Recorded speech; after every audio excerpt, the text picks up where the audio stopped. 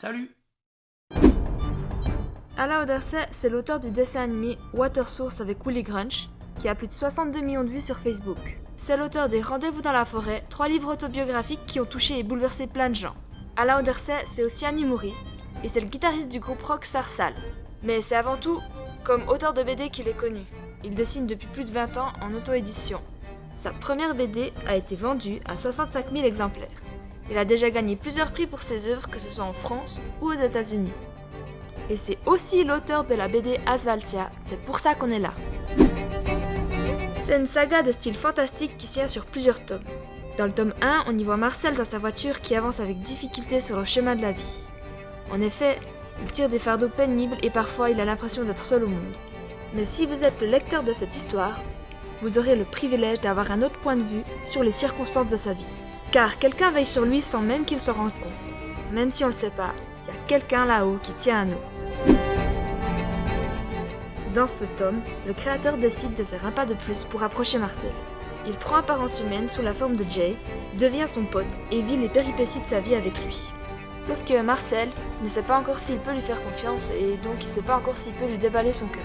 Jay est une image de Jésus et à travers cette histoire, il se pourrait bien qu'il atteigne du même coup le lecteur.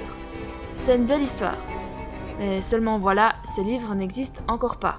Le livre Asvaltia 2 n'existe encore pas, mais je l'ai presque fini. Il me manque encore quelques pages à dessiner et il me manque aussi les finances pour pouvoir imprimer. On l'imprime et il existe. Alors l'atelier, c'est pas que moi, on est toute une équipe. Parce que ça demande du job, tout ça. Et de cette équipe, je peux déjà vous en présenter deux. C'est ma fille et mon fils. Ils mettent tout plein. Ma fille fait du graphisme pour Collector. Mon fils fait la bande-annonce du prochain Asvaltia. Vous allez voir, c'est excellent. Et puis voici le reste de l'équipe. Vite fait. Il y a aussi des bénévoles qui m'aident au ménage, au rangement, qui bricolent et toujours pour que cette maison tienne debout. Et qui sont souvent eux-mêmes des artistes qui découvrent le métier et tout ça. Pour l'instant, la vente de mes livres ne couvre que 38% des besoins de fonctionnement de mon atelier. 12% de mes gains proviennent de mes spectacles, mais 50% proviennent de dons. Ouais, en effet, ça fait 20 ans que par miracle l'atelier tient juste à flot. Je sais pas comment c'est possible. Nous avons donc besoin de votre aide pour sortir ce livre. La campagne a lieu du 16 mai au 6 juin. Et donc là, même si vous mettez 1 euro, c'est déjà cool, quoi. C'est déjà super parce que voilà, si tout le monde fait ça, on va y arriver, quoi. Et vous pouvez aussi avoir des goodies en contrepartie.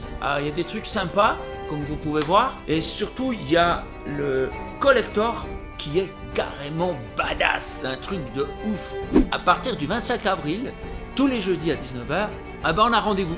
Je viens sur votre écran et je vous raconte des trucs, je vous raconte de ce qui se passe, tout ça. Et vous pouvez me communiquer, et je lis tous les commentaires.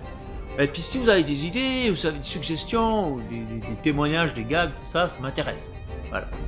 Lors de la dernière campagne avec Asvaltia 1, c'était extraordinaire. Tout l'engouement des gens, moi, ça m'a trop encouragé.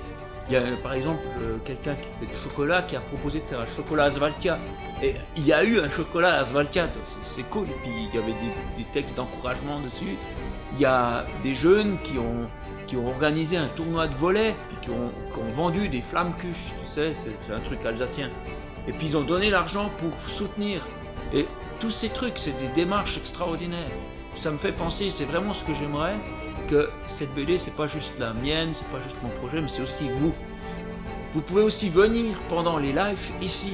Si vous avez un témoignage à raconter, vous êtes bienvenus. Et puis voilà, tous ces échanges, tout ça, c'est cool. Plus on est, plus on rigole, quoi.